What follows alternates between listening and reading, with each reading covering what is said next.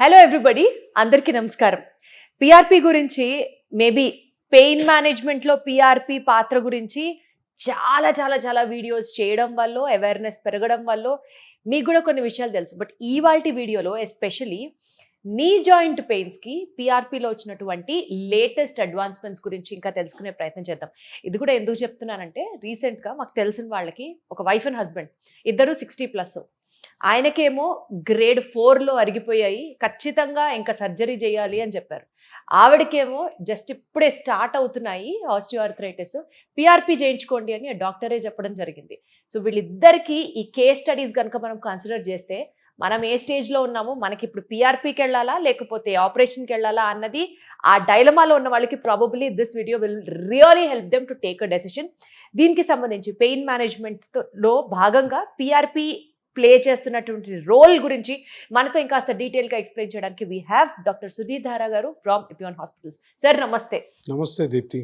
Sir ఇప్పుడు నేను నాకు చెప్పినట్లుగా ఒక కపుల్, ఆయనకేమో గ్రేడ్ 4లో మోకాళ్ళు అరిగాయని చెప్తున్నారు.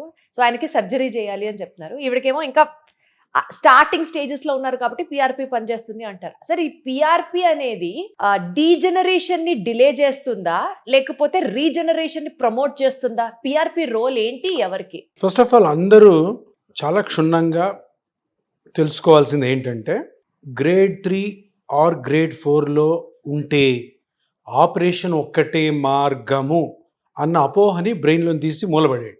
ఓ, ఎక్కడ కూడా అలా లేదు. ఓకే.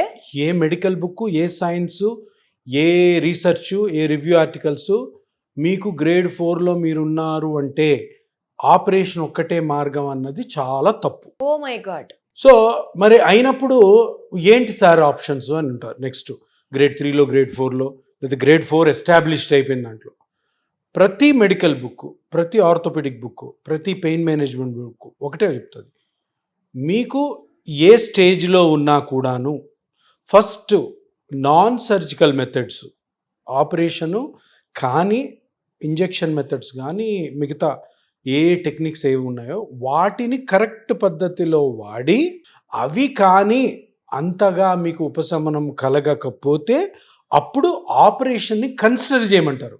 ఆపరేషన్ మ్యాండేటరీ కాదు, ఆపరేషన్ని కన్సిడర్ చేయండి అంటే ఉంది ఆపరేషన్. అంతేగాని ఇప్పుడు చాలా సంవత్సరాల నుంచి ఒక ప్రోపగాండా ఏం జరుగుతుంది, ఆ grade 3 grade 4 operation, grade 3 grade 4 operation. చాలా చాలా తప్పు. Oh my God. Non surgical treatments చాలా ఉన్నాయి.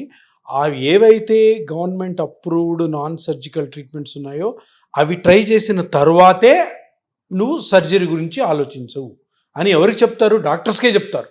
ఎవరు? Medical books. మీరు ఏకీభవిస్తారా సార్ ఈ స్టేట్మెంట్? అది ఆ స్టేట్మెంట్ ఏకీభవించాలి, అందరూ ఏకీభవించాలి. ఓన్లీ నాన్ సర్జికల్ ట్రీట్మెంట్ అయిన తర్వాతే సర్జికల్. ఎందుకు అంటే గత 10 సంవత్సరాల వరకు ఈ ప్రాపగండా ఎక్కువైంది. ఏమంది? ఈ గ్రేడ్ 3 గ్రేడ్ 4లో ఆపరేషన్ ఆపరేషన్ ఆపరేషన్ ఇంకేం లేదు. జనాలందరికీ కూడాను అదే విధమైన అపోహలు ఉన్నారు. లేదు, ఈ 10 years నుంచి స్టార్ట్ అయింది. ఏమని? వేరే టెక్నిక్స్ కూడా ఉన్నాయి, అవి చాలా సంవత్సరాల నుంచి ఉన్నాయి. దాంట్లో ఒక మంచి ఎఫెక్టివ్ ఉండే ట్రీట్మెంట్ పిఆర్పి ట్రీట్మెంటు.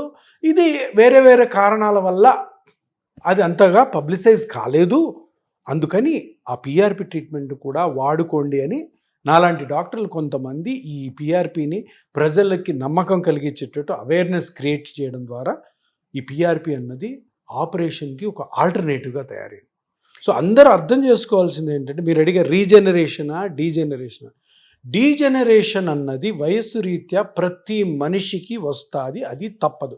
మన అదృష్టం ప్రకారం ఒకసారి మనం చాలా అదృష్టవంతులు అయితే 60 తర్వాత వస్తాయి, లేదు దురదృష్టవంతులు 35లో 40లోనే వస్తాయి. సో అందరూ ఆలోచించాల్సింది ఏంటంటే, డీజనరేషన్ అంటే మనకి నీ జాయింట్లో ఉన్న కొన్ని మెత్తటి పదార్థాలు ఉంటాయి కదా, అది కార్టిలేజ్ అవ్వచ్చు, లిగమెంట్స్ అవ్వచ్చు, టెండాన్స్ అవ్వచ్చు, మజిల్స్ అవ్వచ్చు, ఇవి అరిగిపోవడాన్నే డీజనరేషన్ అంటారు. అంటే మన వయసుతో పాటు మనం చేసే పనులతో అరిగి, ఆ అరుగుదల వల్ల వచ్చిన నొప్పిని రీజనరేషన్ చేసుకునే కేపబిలిటీ బాడీలోని బ్లడ్ సెల్స్కి ఉంది. సో ఆ ఉంది అన్నది గమనించాలా. ఆ ఉన్నది అన్న ఒక నిజాన్ని తప్పకుండా కరెక్ట్ పద్ధతిలో కరెక్ట్ అయిన డాక్టర్ దగ్గర చేసుకోవడం ద్వారా మనము ఈ పెద్ద పెద్ద ఆపరేషన్ని పోస్ట్పోన్ చేయొచ్చు, కొన్నిసార్లు కంప్లీట్గా అవాయిడ్ కూడా చేయొచ్చు. అంటే సార్ ఇప్పుడు మీరు చెప్పిన దాని ప్రకారం గ్రేడ్ 4లో మోకాళ్ళు అరిగిన పేషెంట్స్ కూడా ఫస్ట్ నాన్ సర్జికల్ మెథడ్స్ ద్వారా పెయిన్ ని తగ్గించడం ఇప్పటి వరకు మీరు చేశారా సార్? నేను ఇప్పటి వరకు చేసిన Grade 4. కొన్ని థౌజండ్స్ ఆఫ్ కేసులో 95% కేసెస్ గ్రేడ్ 4. రే ఎందుకంటే గ్రేడ్ 4లోనే డాక్టర్ దగ్గరికి వెళ్తారు. అప్పటి వరకు మేనేజ్ చేసేస్తారు. టాబ్లెట్లు, ఇంజెక్షన్లు, నాకేంటి మోకాలు నొప్పి, ఆయింట్మెంట్లు పూసుకోవడము. ఫీమేల్స్ అయితే ఇంట్లో చెప్పరు, ఏంటి నువ్వు పని ఎగరగొట్టాలని చెప్పేసి మోకాలు నొప్పి అంటున్నావని.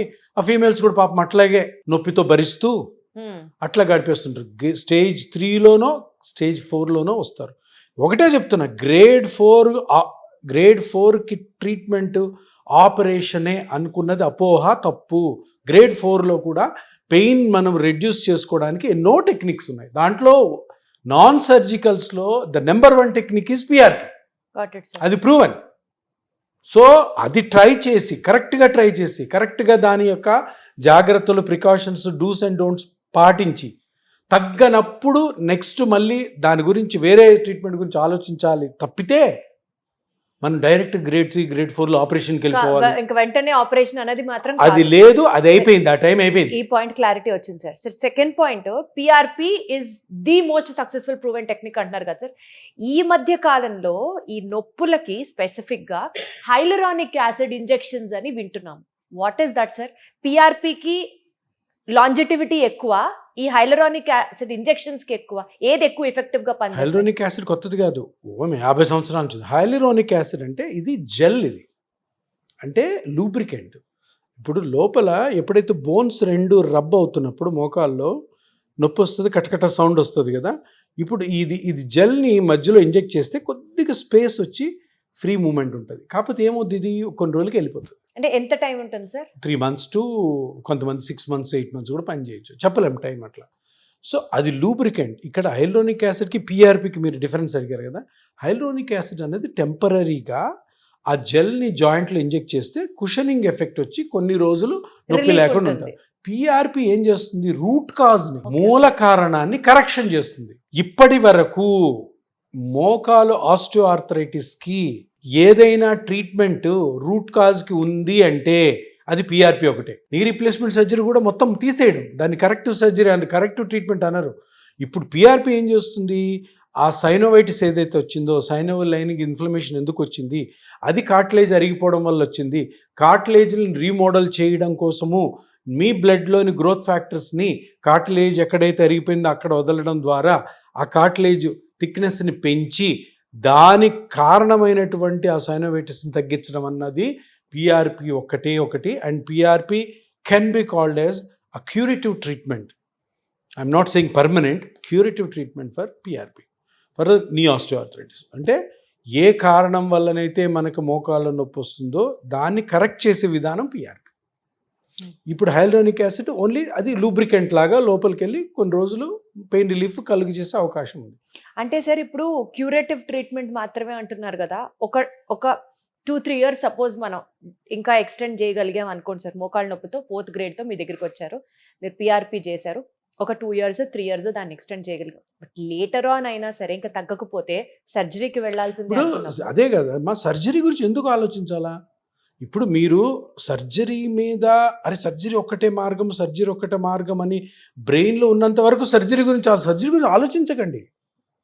ఫస్ట్ ఆఫ్ ఆల్ మీరు మోకాల్లో నొప్పి వచ్చింది, అది గ్రేడ్ 3, గ్రేడ్ 4, గ్రేడ్ 5, గ్రేడ్ 6 అనేది ఫస్ట్ కనుక్కొని దానికి ఏం ట్రీట్మెంట్ ఆప్షన్స్ ఉన్నాయి, సింపుల్ ట్రీట్మెంట్స్ ఫస్ట్ అవి తీసుకొని దానికి తగ్గ జాగ్రత్తలు పాటించండి.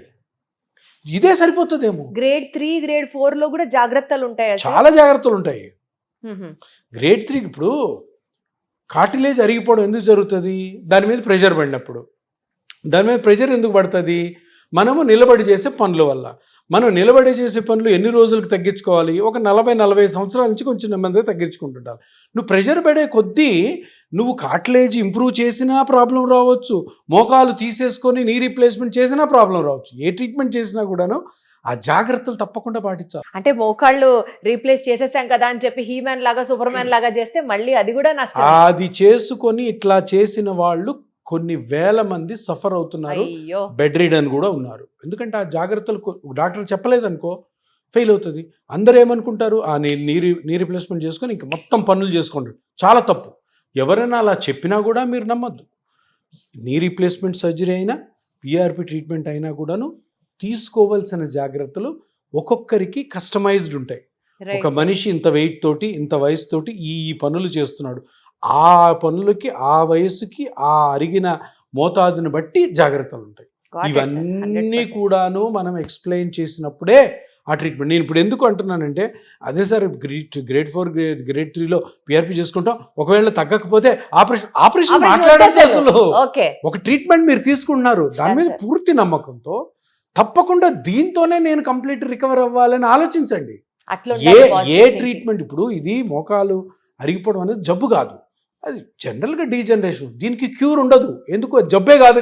జబ్బు ఉంటే క్యూరు, జబ్బు కానప్పుడు క్యూర్ అంటే మెయింటెనెన్స్ ఈజ్ ఇంపార్టెంట్. ఏం జరుగుతుంది, ఎలా కరెక్షన్ చేసుకోవాలి, ఎలా కరెక్ట్ అయిన దాన్ని మెయింటైన్ చేసుకోవాలి, అంతే, సింపుల్. అప్పుడు ఇంకా పెద్ద పెద్ద వాటి గురించి ఆలోచించొద్దు అసలు. ఫస్ట్ ఈ ట్రీట్మెంట్తో నేను మంచిగా అవుతాను, డాక్టర్ గారిని అడుగుతాను, ఆయన ఎటువంటి జాగ్రత్తలు చెప్తారో అదే చేసుకుంటాను, అయిపోయి there ends the matter. So ఇప్పుడు క్లారిటీ క్లియర్గా వచ్చేసింది కదండి, నో కన్ఫ్యూజన్ ఎట్ ఆల్. ఎంతసేపు ఆపరేషన్ ఫోకస్లో ఉంటే వేరేవన్నీ మనకు అర్థం కావు, కానీ when you 100% have an option with this only, operation దాకా వెళ్లకుండా పిఆర్పితోనే తగ్గినప్పుడు give your best at the PRP level only, and then you can avoid still more big complications in life అనిపిస్తుంది. Thank you so much sir for that wonderful clarity.